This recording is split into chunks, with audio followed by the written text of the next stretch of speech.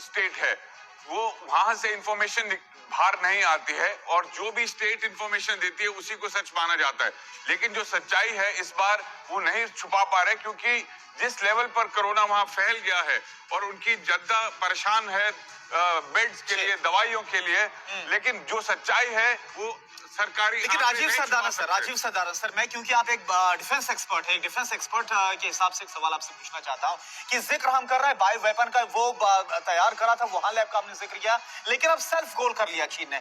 क्या लग रहा है, क्या पर्पस था चीन का जो ये साजिश कर रहा था, हालांकि अब तो वहां त्राहिमाम मचा हुआ है, क्या हो सकता है? देखिए, न्यूक्लियर, बायोलॉजिकल, केमिकल वेपन्स जो हैं ये देश चाइना बहुत पहले से बना रहा है, लेकिन इस बार ये हुआ है 19 में भी, और अब भी जो इन्हीं का वेपन है इनके कंट्रोल से बाहर चला गया है, और अपनी जनता को तो नुकसान होगा ही होगा इनकी, लेकिन ये पूरे विश्व पर इतना भारी पड़ेगा इस बार भी। शायद भारत जैसे देश जिनकी इतनी वैक्सीनेशन हो चुकी है वो इतनी चपेट में ना आए, बट बाकी देश जरूर। बिल्कुल इस पॉइंट को समझेंगे डॉक्टर विवेक गुप्ता से, लेकिन अंजलि आपके पास कोई खबर है? जी हाँ, एक बड़ी खबर आ रही है। चीन के साथ जापान में भी कोरोना से भयावह हालात हो गए। देखिए, जिस बात का जिक्र हम लगातार कर रहे थे चर्चा के दौरान कि अकेले चीन में ही हालात खराब नहीं है, अब स्थिति इतनी ज्यादा डरावनी हो चुकी है कि चीन से भी आगे दूसरे देशों में अब कोरोना विकराल रूप लेने लगा है, जिसमें से एक देश है जापान, जिसकी बात हम कर रहे हैं। रोजाना जापान का डेटा अगर आप सुनेंगे कोरोना का तो आप दंग रह जाएंगे।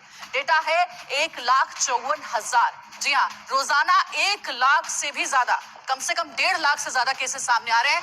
दक्षिण कोरिया में भी रोजाना 70,000 तक केसेस जो है वो रजिस्टर किए जा रहे हैं। वहीं यूरोप में फ्रांस, जर्मनी और इटली पर भी संकट अब बड़ा होता जा रहा है। अमेरिका की बात करें तो वहां भी खतरनाक हो रहे हैं लगातार हालात। अब देखिए, आपको हम बिग वॉल पर बताने वाले हैं कि आखिर किन किन देशों में कोरोना अपने पांव पसारता जा रहा है। डेटा इस वक्त का क्या कहता है? सबसे पहले चीन, जो कि सही आंकड़े अभी तक जारी नहीं कर रहा है। बार बार देश कह रहे हैं कि डेटा तो कम से कम बताओ, लेकिन चीन वो डेटा नहीं बता रहा है। जापान में जैसा हमने आपको बताया, लगभग 1.5 लाख, 1,54,000 के करीब में अभी तक केसेस रजिस्टर किए गए हैं। रोजाना जो औसत केस आ रहे हैं कोरोना के, उसके बारे में आपको बता रहे हैं। साउथ कोरिया में लगभग 67,000 के करीब में केसेस सामने आ रहे हैं। और इधर देखिए, अब आपको अमेरिका की बात अगर बताएं तो अमेरिका में भी बहुत ज्यादा कोरोना के केसेस रजिस्टर किए जा रहे हैं। लगभग बताया जा रहा है 65,800 के करीब।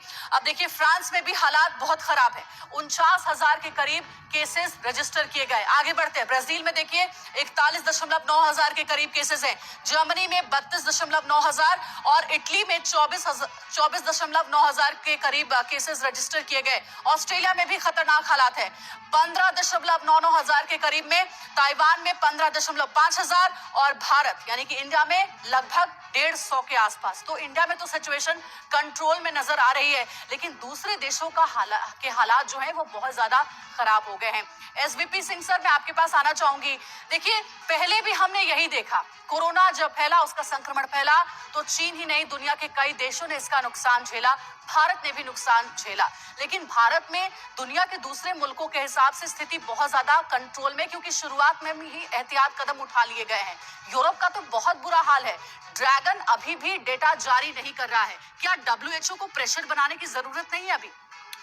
बहुत आवश्यक है अंजलि कि भारत इस कोविड को कंट्रोल करने के लिए विश्व में एक लीडरशिप रोल अपनाए, और इसमें मैं समझता